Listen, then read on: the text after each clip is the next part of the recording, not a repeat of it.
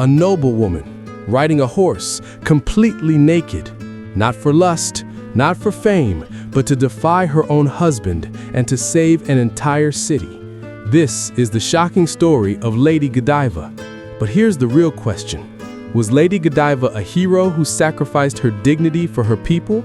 Or was it just a myth invented to shock us for centuries? Let's find out. It's 11th century England. The streets are muddy, crowded with peasants who can barely afford to eat. Taxes are crushing them.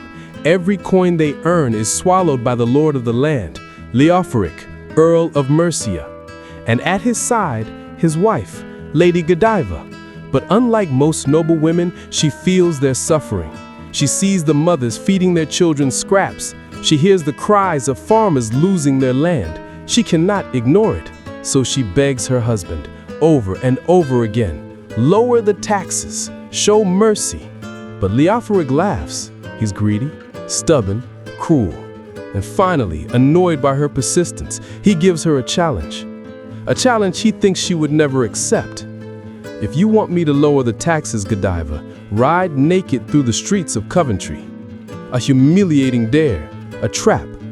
But instead of backing down, Lady Godiva looks him in the eyes and says, yes. The ride, suspense and sacrifice. Shutters are closed tight, doors barred, the streets are empty. Out of respect, or maybe fear, no one dares to look. The sound of hooves echoes against the cobblestones. And there she is, Lady Godiva. Her body covered only by her long, flowing hair, draped over her skin like a curtain of gold. Her face isn't ashamed.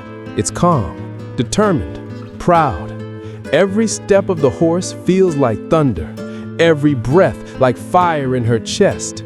She isn't just riding naked, she's carrying the weight of an entire people suffering on her back.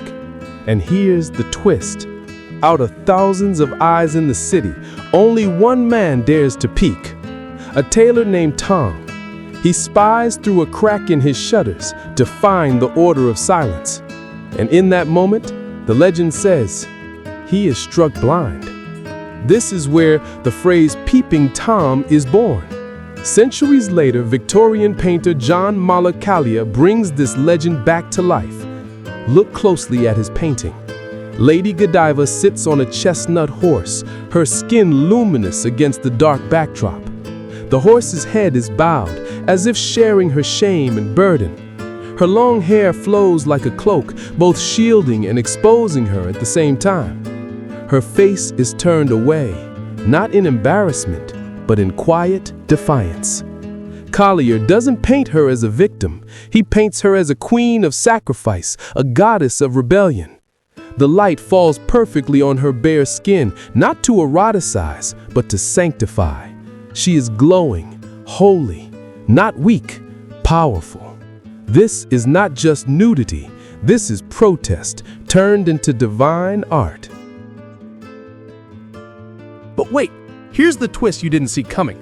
Historians believe the naked ride of Lady Godiva may have never happened. Yes, you heard that right. The earliest records don't mention it. The dramatic story only appears centuries later, retold and exaggerated until it became legend.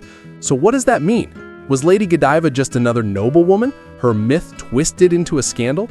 Or was the ride real? So shocking, so daring, that people refused to write it down and only whispered it through generations. The truth is, we'll never know for sure, but maybe that's the point. The power of Lady Godiva's story is not whether it happened, but whether it could have.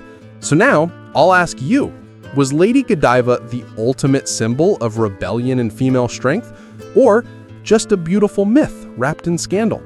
Tell me in the comments, would you have had the courage to take that ride?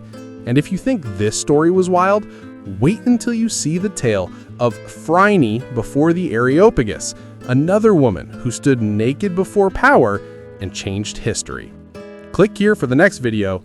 You don't want to miss it.